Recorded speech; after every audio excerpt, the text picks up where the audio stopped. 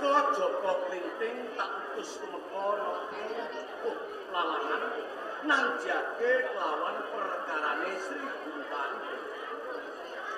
Kepareng menjuk atur Rama. Dawuh panjenengan sampun kula estokaken kula sampun dugi wonten desa Lalangan. Sampun kepanggih kalih Nyai Sri Guntari. Yer pawatane apa Sri Guntari nganti lirwa ing Pajajaran. Pawatan boten tinemu ora. Wong piyambakipun kepranan kalih Niman ingkang nami Joko Prawono. Keperangan kelawan priya saengga dheweke ora kuwi wajiban malah nengenke kapribaden. Menika leres piyambakipun ipat-ipat boten badhe sowan wonten kapenewen dhewe. Menawi dereng saged didhawuhan kalih Joko Prawono malah nibake supata dheweke ora bakal sowan mlebet kalamun durung kelakon penjangkane bebujuan lawan Joko Prawono. Menika leres Rama. Biyen nalika kowe bakal temeka nang Lalangan kowe rak wis tak kandhani Purba lan Wasesa. Yen kok lembok saran waris ora gelem, ya kudu diwasesa to, Le. Sampun Rama boten kirang-kirang nggih kula budaya anggen kula wipeh pepuntonipun dadosaken cekak bakak peperangan Rama. Nganti diwasi perang. Nggih. Pepuntone perang kepriye to? Pamanipun kapenewon bedingen kawon Rama. Bedingen kalah ujin. Iki dadi aten apa? Kowe iki minangka sing ngrewangi kelawan anakku Joko Klinting. Nggih. Lha nek kahanan kaya ngono kok kowe ora bisa ngrampungi. jenengan nek kanton maedo. Lah kula niki lho mengke dadi grup bancaan. Wong kowe iki wis kalah. Lho kok tekan omah bancaan. Kowe karepmu piye? Lah selamat kula untung lho niku. Lah kula riyen boten prino maraton walaupun mugyar kok. Sampeyan teng omah boten ngertos kedadosan teng Lalangan mriku. Lho nggih. Alah bebau petinggi pelayu salah tunjang. Mesake Demase jotung rene beto duit duit napa? Kula niki gumun. Cetha Nyai Guntari niku wis salah. Lah, wong sak desa kok yo ngewangi niku lho kula gumun. Kok menawa saka gedhe pangan gawane tumrap loro desa. Nganti orang iki dodok sing perkara ampiak awur-awur wong desa kuwi padha ngrewangi lawan Sri Guntari. Nggih. iki pripun iki? Cetha yen to iki dijarjarke pembahasan begini kriwikan dan rujukan kegojekan bakal dadi tangsan. Ibarat jenis saklik mungguing rapak yen ora enggal kasirep bakal ngobal kapinewon bedingin. Wis ngene wae, Dik. Aku mau weruh mribate Putin Bakret.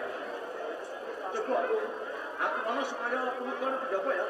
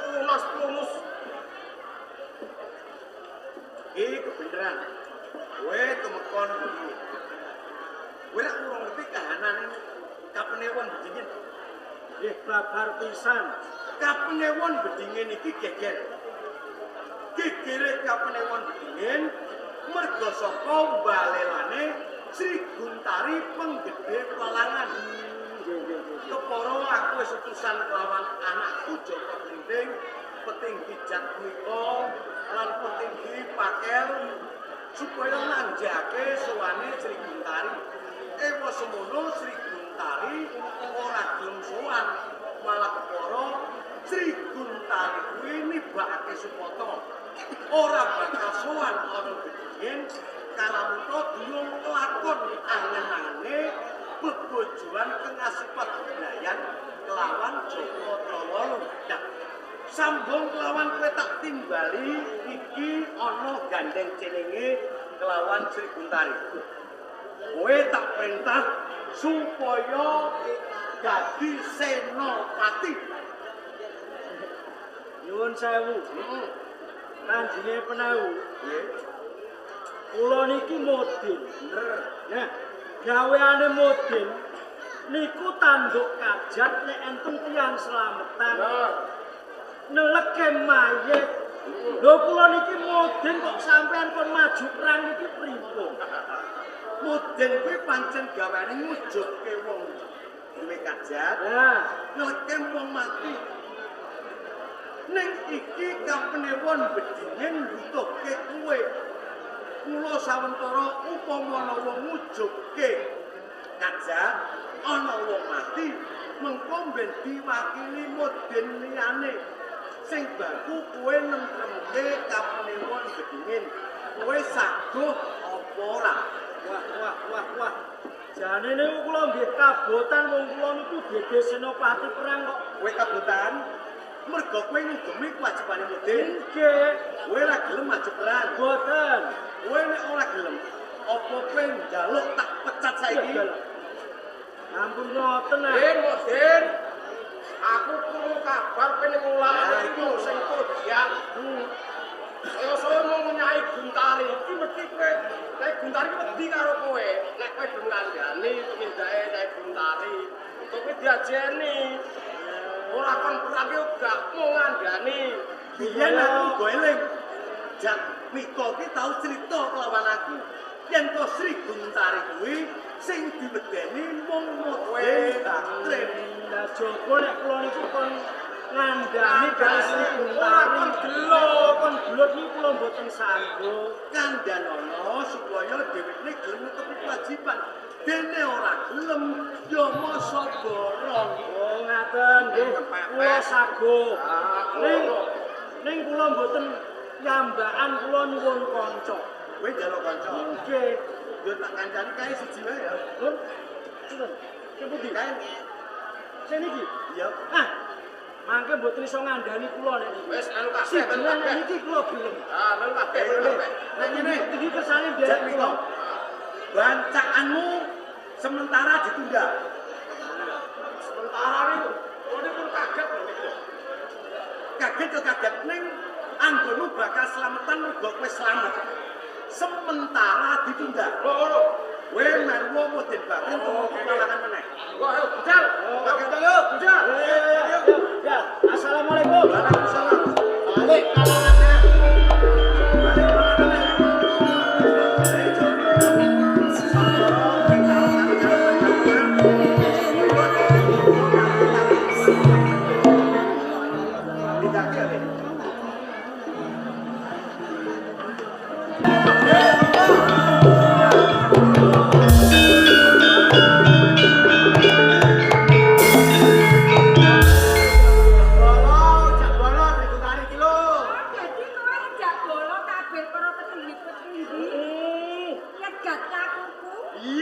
Petinggi-petinggi kita jak ngancani aku goleki karo kowe. Ya terus sing wis ketemu karepmu apa mbok Mbak? Lho ngene lho. Mari mergo lalangan iki lak kabalah perintah ora begini to. Nggih, pancen kalangan isih kebawa perintah kapenewon begini. Iki wis sawetara kowe ora netepi wajib, mula kowe tak kandhani. Aja nganti geger iki kebacut-bacut. Ayo saiki kowe bareng karo aku netepi wajib ana ing begini. Oh, jadi kaya ora karepmu. Kerten ana ya Modin Bakrin. Sing arep aku mau wis kandha karo Den Mas Joko Gending. Aku ora bakal suwan ana ana kapene kon gedine yen kekarepanku durung kelakon mergo wektu dina iki atiku lagi wae kasmaran. Aku lagi wae kaliyan karo teman sing jenenge Joko. Ngono ya kena. Nek kowe iki lagi kasmaran utawa seneng karo bocah lanang, iki lak perkara kapribadi. Ini pancen iku perkara kabeh. Ning perkara kewajiban iki aja nganti dilalekke ngono. Ning tetep aku ora sago ora gelem semono kapene wong gedine. Maksa. Lho, Arep paksa karo Sri Gundari. Iya. Oh, yen ancen kowe iki ora gelem tak sowanke ning bedine kepeksa aku netepi wajib aku kudu meksa lawan kowe mergo aku wis nampa dawuh. Yuyu ngadepi karo Sri Gundari penggede palangan. Ya yen pancene kaya ngono kok Dembakrem. Temtoke ana papan kene. Kowe apa Sri Gundari penggede palangan sing ngono? aja nantang karo Modern Bakri lho. Heeh. Anjen aku iku ora iso perang. Ya terus Ning apa Modern Bakri? doaku iki mandi tak Oh, kandhani. ngono ya yen pancene kowe duweni aji Jaya kaseken ayo di. Ngono. Papan kene. Saiki ana pengarepanku. Sabut sajadaku kira kendang saka papan nek sembah lamaanmu. Ora bakal mandi serbanmu kuwi ayo. A'udzu billahi minasyaitonir rajim. Bismillahirrahmanirrahim. La haula wala quwwata illa billahil aliyyil azim. Allahu akbar. Allahu akbar.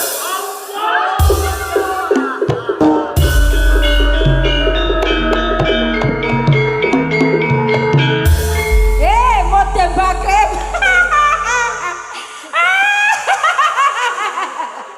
Kowe aja seneng atimu luwe dhisik Modern Bakrim. Aku mundur saka mangsamu aku kalah karo kowe. Ora. Coba sawangen. Sing tak gawa iki apa? Pusaka panah angin. Yen pancen kowe wong sing sekti Modern Bakrim, ayo tampan ana panah angin iki. Rasakno.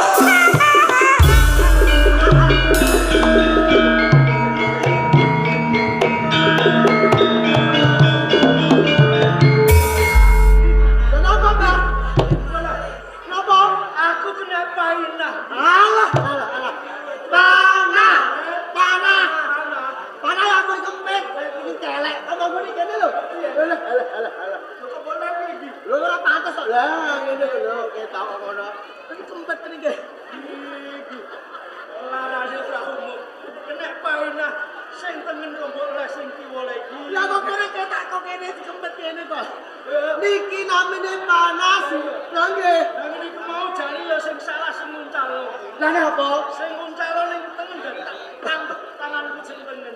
Sri Gundari, suarane gemlongo niku pripun? Ya Sri Gundari mau nggih. Suarane tamai sajadaku. Nggih. Itu sumber suarane gemlongo. Nggih.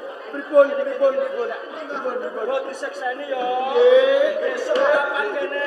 Nggih. Lamun ono rejane jaman. Nggih. Karan ono glonggong.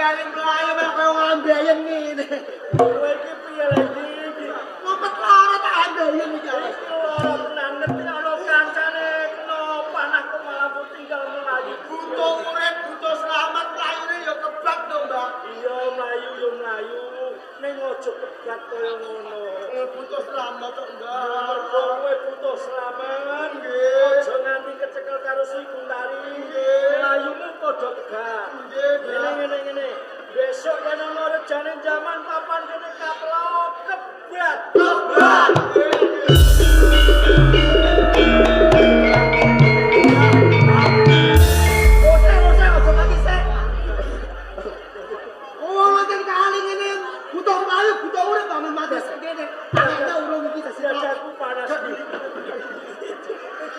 ngaten kali, Mbah. Banyune santer. Dene kula jajaki. Iya. Rambut tekan tekan cah. Cekeli jong tangan cekeli. Cekak. Banyune santer jinggo liwat gaget niku. Banyu guantre ngono kok. Nggih, kok jajaki nganggo teken cekak. Kula jajaki kaya teken. Kula jajaki kaya teken. Ora percaya. Kula jajaki. Ora percaya. Alah, jajaki ki Mbak.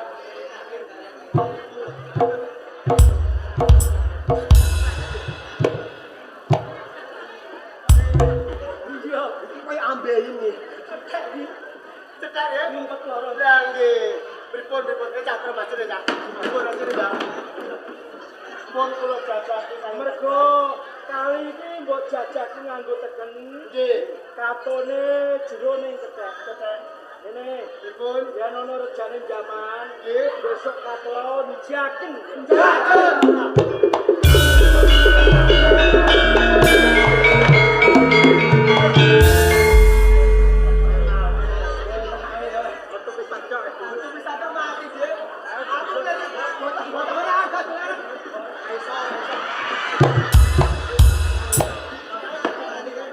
Ayo Bi, lapor Bi. Kita iki tidak bangun nggih.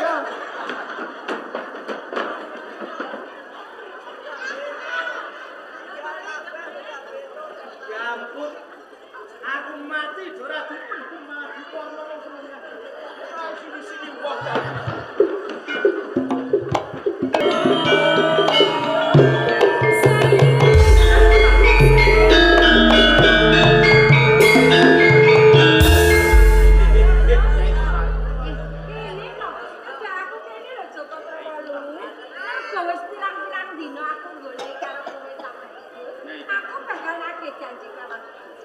Nyai Guntari goleki karo Joko Trowolu yen wis ketemu arep nagih janji. Mergo kowe tau janji karo aku. Aku janji opo, Nyai? Kowe tau kelangan tentang karo aku, janji-janji aku arep sampai bojo. Nyai Guntari. Saka rumangsaku aku ora nate janji karo Nyai Guntari kaya ngono ora. Malah saya bakal ngepek bojo karo Nyai Guntari ki ora, Nyai. Bojo kaya ngono to ora usah lali lho Joko. Aku ora lali pancen aku ora duwe janji karo Nyai Guntari. Ora rumangsani. Babar pisan ora. Jeneng yen kowe ora rumangsani mergo kuwi ana sakjroning pamimpin aku ngipi ketemu karo kowe turu bareng karo kowe. Senajan to kowe wong iki, mongko wis gedhe banget rasa tresnaku kawan kowe Joko. Wong iki ketemu karo kowe ning papan kene tak tembung. Aku pengen. Nyai Guntari.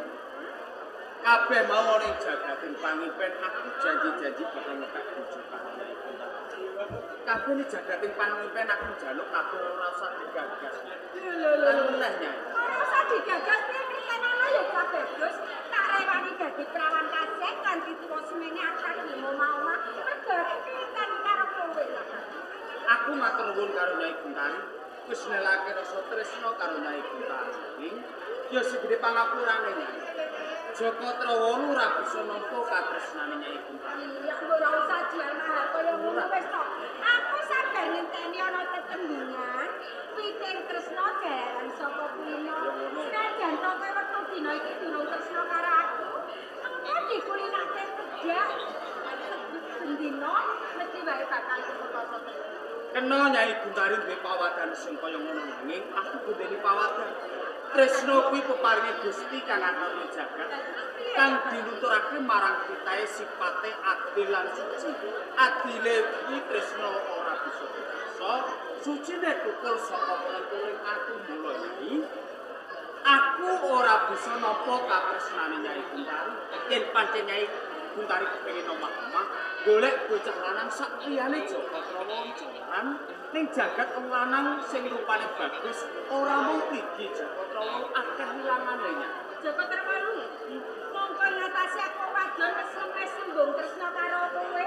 Isin wirang wis tak lakoni ning wis ngono kowe nampik lawan aku.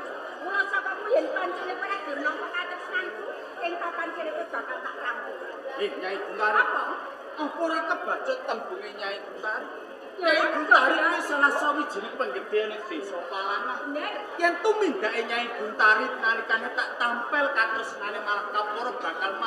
karo Joko Trawa. Nek mergo aku kewirangan aku kewirang-wirang kok sampe katresnan. Aku jejering menungso atasi cacing wae tidak ngopel apa meneh aku. Aku bangsa bela karo diri pribadi.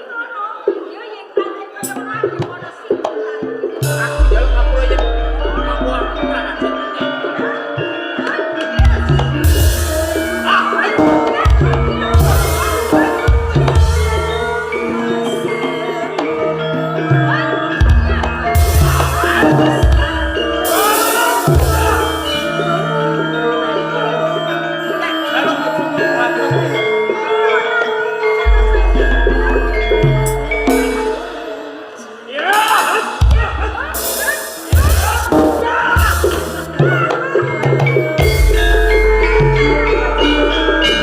Thank you.